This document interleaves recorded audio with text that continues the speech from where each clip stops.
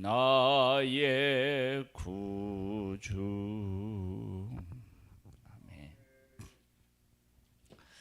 사무엘하 9장 말씀입니다.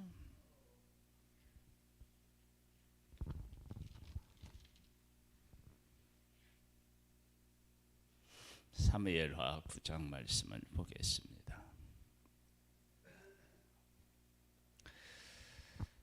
다윗이 이르되 사울의 집에 아직도 남은 사람이 있느냐?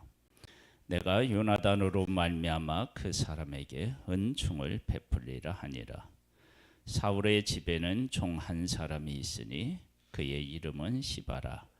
그를 다윗의 앞으로 부르매 다윗이 그에게 말하되 네가 시바냐 하니 이르되 당신의 종이니이다 하니라. 왕이 이르되 사울의 집에 아직도 남은 사람이 있느냐? 내가 그 사람에게 하나님의 은총을 베풀고자 하노라 하니 시바가 왕께 하리되 요나단의 아들 하나가 있는데 다리저는 자네이다 하니라.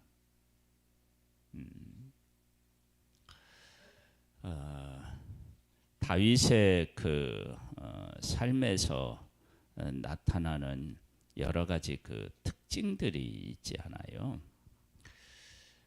그런 특징들을 통해서 하나님 앞에 부름을 받고 하나님 앞에 기름 부음 받은 사람의 삶을 엿볼 수 있어요. 하나님께서 다윗을 선택해서 이스라엘의 왕으로 삼으시고 그에게 하나님의 영으로 함께해서 그에게서 나타나는 그런 특징들은 다윗 한 사람만을 하나님께서 특별 대우하시는 것이 아니라 이스라엘이라고 하는 나라가 열방 중에서 하나님의 택하심 받은 백성 아니에요. 그리고 하나님께서 그들과 함께 하신다는 것을 보여주시고 또 그들로 하여금 확인할 수 있도록 성막을 만들어 놓으시고 그 지성소 속죄소에 임재하셔서 그들과 함께 하시는다라고 하는 것을 보여주셨다고요. 그러면 다윗이라고 하는 한 사람의 삶은 결국은 하나님의 백성들에게 어떻게 백성으로 살아야 하는지를 말씀하시는 것이고요. 그리고 그렇게 하나님이 말씀하시는 것을 다윗이 이건 100%라고 할 수 없지만 그래도 어느 정도 그가 표현해내고 살아낸다고요. 다윗에게서 지금 어떤 특징을 지금 우리가 이제 볼 수 있느냐 그러면 언약궤를 가져오잖아요. 언약궤를 가져온다는 얘기는 하나님 중심으로 그가 살겠다. 하나님이 내 삶에 얼마나 소중한 분이냐라고 하는 것을 보여주고 있는 거예요. 신앙 고백을 볼 수 있어요. 그런데 하나님 안에 있는 사람들에게는 그리고 율법에서는 하나님만 사랑하고 경외하라고 하지 않았어요. 하나님을 사랑하고 그리고 이웃을 사랑하라고 말씀하셨죠. 그래서 지금 다윗은 누구에게 속한 사람에게 은혜를 베풀겠다고 하느냐 그러면 사울에게 속한 사람이 아니라 요나단에게 속한 사람이 아니라 사울에게 속한 사람에게 은혜를 베풀겠다고 했어요. 그러니까 범위를 요나단으로 좁히지 않고 사울로 넓혔다고요. 그런데 그 사울이 어떤 사람이냐? 자기를 죽이려고 했던 사람인 거예요.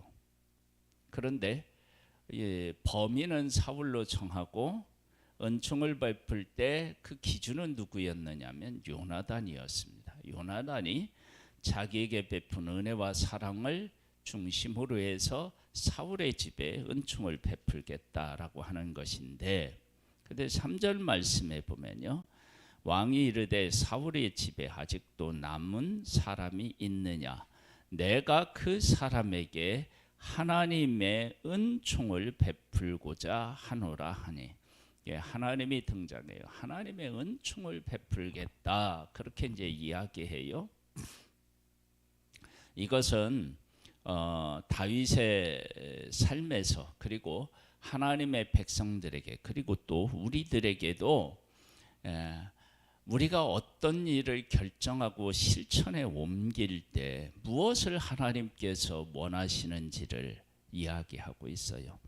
다윗이 사울에게 쫓길 때 하나님이 기름 부은 사람, 그래서 그에게 은혜를 베풀잖아요. 그것처럼 지금도 하나님이 이 은혜를 베푸는데 하나님을 기준으로 해서 하나님을 중심으로 해서 하나님께서 어떻게 하시기를 원하실까, 그런 것을 기준으로 해서 은총을 베푸는 모습을 보게 됩니다. 그러니까 우리들은 보통 그 사람이 잘못했을 때 잘못한 것, 그리고 내가 가지고 있는 어떠한 그 선한 마음, 이런 것들을 그 기준으로 할 수도 있는데 그것이 아니라 하나님의 은총을 베푸는 거예요. 하나님의 은총. 하나님께서 자기와 함께 하셔서 베풀어 주셨던 은혜와 은총을 우리가 그것을 통해서 그것을 기반으로 해서 은총과 은혜를 베푸는 것입니다. 이러한 것들은 하나님의 백성들이 실질적인 삶에서 하나님 어떤 기준을 가지고 살기를 원하시는지를 보여주고 있는 거죠. 4절입니다. 왕이 그에게 말하되 그가 어디 있느냐 하니 시바가 왕께 하리되 로드발 암미엘의 아들 마길의 집에 있나이다 하니라. 다윗 왕이 사람을 보내어 로드발 암미엘의 아들 마길의 집에서 그를 데려오니 사울의 손자 요나단의 아들 무브이보셋이 다윗에게 나와 그 앞에 엎드려 절하매 다윗이 이르되 무브이보셋이여 하니 그가 이르기를 보소서 당신의 종이니이다.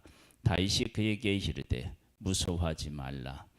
내가 반드시 네 아버지 요나단으로 말미암아 네게 은총을 베풀리라.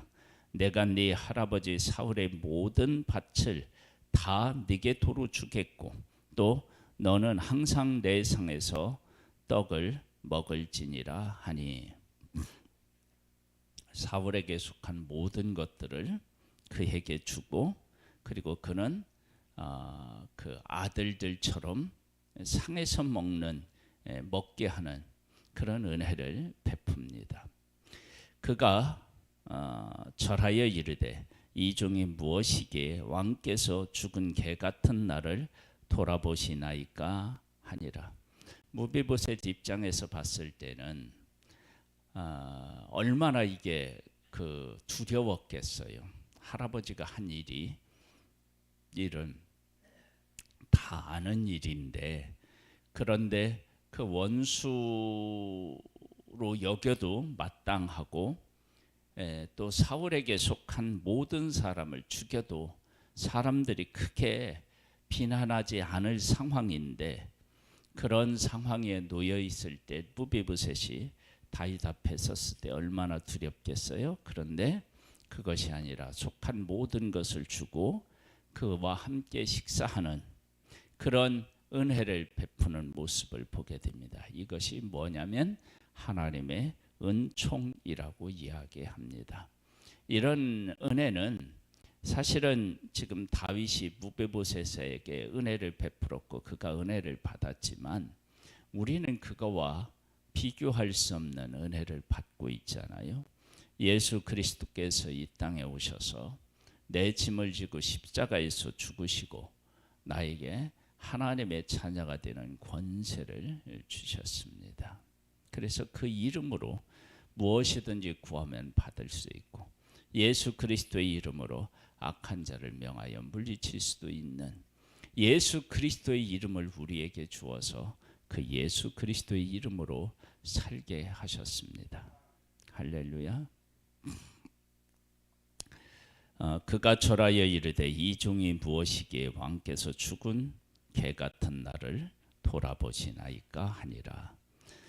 왕이 사울의 시종 시바를 불러 그에게 이르되 사울과 그의 온 집에 속한 것은 내가 다 네 주인의 아들에게 주었노니 너와 네 아들들과 네 종들은 그를 위하여 땅을 갈고 거두어 네 주인의 아들에게 양식을 대주어 먹게 하라.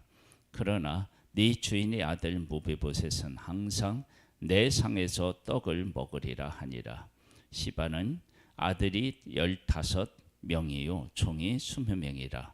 시바가 왕께 아뢰되 내 주 왕께서 모든 일을 종에게 명령하신 대로 종이 준행하겠나이다 하니라.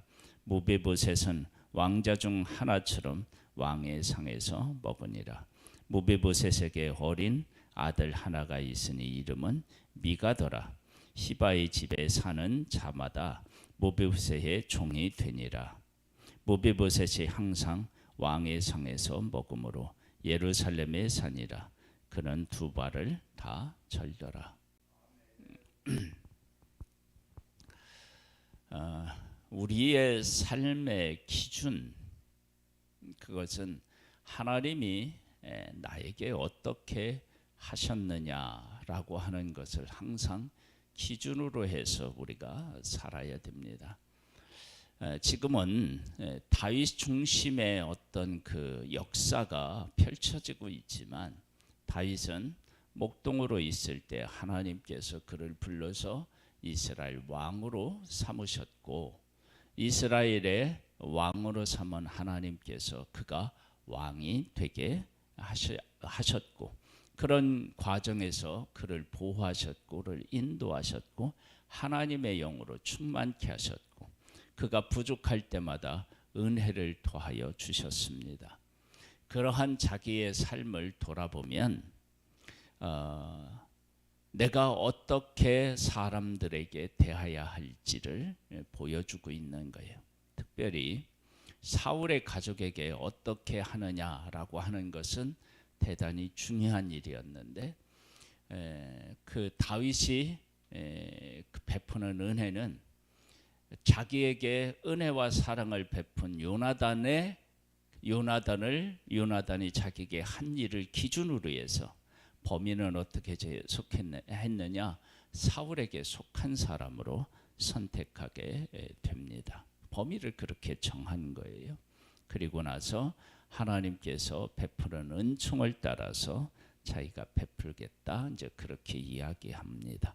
그리고 그것을 실천에 옮기는데 구체적으로 어떻게 옮기느냐 사울에게 속한 것을 다 무비보셋에게 주고 그리고 무비보셋은 왕자들과 같이 상에 앉아서 떡을 먹게 하는 그러한 일들을 하게 되죠.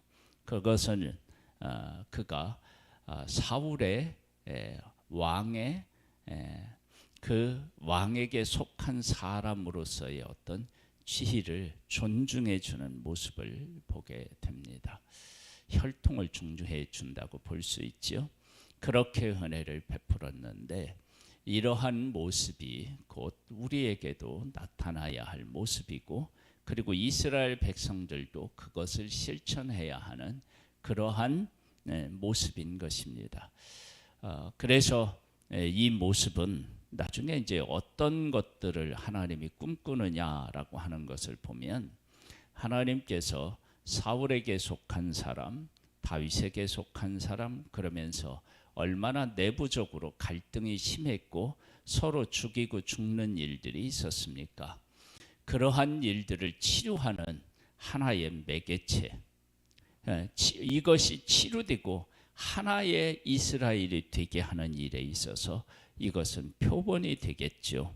그런 것을 하나님께서 하나님의 백성들에게 보여주므로 야 너희들 안에 서로 죽이고 죽는 아픔과 고통의 시간들이 있었지만 그러나 서로가 서로를 이렇게 용서하여서 하나가 되어서 하나님께서 쓰시기에 합당한 그런 민족으로 서기를 소망한다라고 하는 메시지도 들어 있습니다. 그러니까 하나님의 백성은 지금 다윗이 하는 그러한 모습 즉 하나님께서 다윗을 통해서 보여주신 그것을 표준으로 해서 자기들의 삶을 이렇게 서로 용서하고 화합하는 쪽으로 가야 했던 것입니다. 우리의 삶에도 이런 은혜가 있어서 예수 그리스도의 십자가의 그 은혜가 우리의 삶에서도 나타나는 귀한 복된 삶이 되기를 주님의 이름으로 축복합니다. 하나님 아버지, 우리를 사랑하시고 우리를 용서하시고 우리를 새롭게 하셔서 하나님의 자녀로 살게 하셨습니다. 그와 같은 하나님의 용서와 사랑 안에서 사람들을 대하고 그들을 볼 줄 아는 그런 하나님의 사람들이 되기를 소망합니다. 주의 영으로 우리를 붙잡아 주시고 은혜 위에 은혜를 더하여 주옵소서. 예수님의 이름으로 기도드립니다. 아멘. 하늘에 계신 우리 아버지여, 이름이 거룩히 여김을 받으시오며 나라에 임하옵시며 뜻이 하늘에서 이룬 것 같이 땅에서도 이루어지리이다.